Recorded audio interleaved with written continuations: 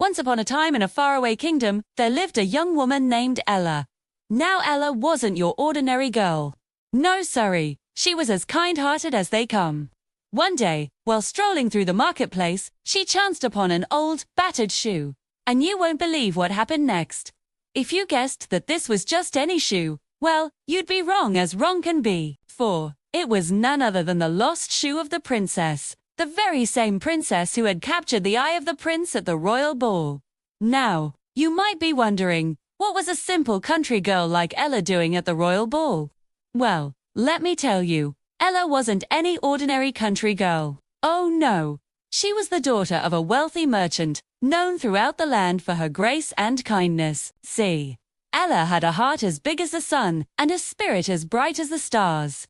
The day after the ball, a messenger arrived from the palace. He had only one task, find the owner of the shoe. And guess who got the tip? You got it, Ella. With the help of her two loyal friends, they set out on a quest to find the shoe's owner. They searched high and low, but alas, it seemed like the shoe was nowhere to be found. Just when their hope was fading away, Ella's eyes caught a glimmer in the corner of the room. There it was, hidden under a pile of old rags. With a gasp, she pulled it out, brushed off the dust and held it up. It was a perfect fit. Stay. In no time, Ella was whisked away to the palace, where she met the king and the queen. They were kind folk, these royals, and they took a liking to Ella right away. The king wasted no time in making things official. He offered her a spot by her son's side, and before she knew it, she was being fitted for gowns fit for a princess. And then came the best part. The king gave his consent for them to wed. Oh, how the kingdom rejoiced. From that day on, Ella moved into the palace, where kindness ruled her days. She treated the servants with respect, sharing meals with the poor and filling the great halls with laughter and joy. The people of the kingdom adored their future princess. Soon, it was time to start preparing for the wedding. Banners fluttered in the royal colors of gold and crimson. Musicians rehearsed lively tunes, and bakers crafted magnificent five-tiered cakes adorned with sugar flowers. Each morning, Ella would stand by the window, watching the preparations and smiling. She couldn't wait to call this kingdom her own. But amidst the excitement, there was something else in the air, a nervousness that threatened to overwhelm her.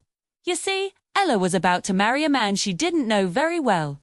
Sure, they had danced at the ball.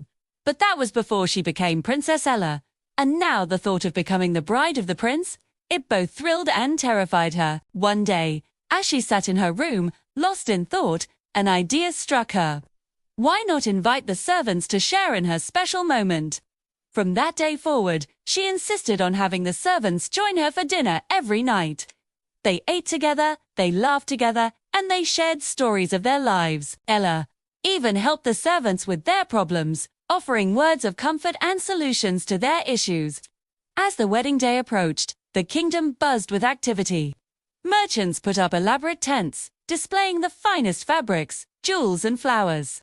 Knights polished their armor, readying themselves for the royal procession. Princess Ella, well, she busied herself with preparations, all the while keeping a close eye on the servants. She wanted to ensure that each one of them would have a wonderful life, not just for the wedding, but always. Finally, the day arrived. The sun shone brightly, birds sang merrily, and the royal family was ready to depart for the wedding venue. As Ella stepped out of the palace, she was greeted by a sight that made her heart soar. There in front of her stood the entire staff, not as servants, but as friends, ready to celebrate with her. In that moment, Ella knew that she didn't just have a kingdom, she had a family. A family built not on titles or status, but on love, kindness and true friendship. And so, the wedding went on, filled with music, laughter and the joy of a community coming together to celebrate their beloved Ella and the princess' love.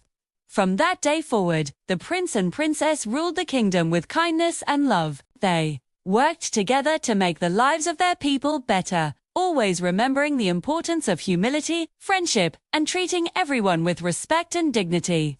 And that, my little friends, is the story of how Cinderella found her happily ever after. Did you like this version of the Cinderella story? Let me know in the comments below.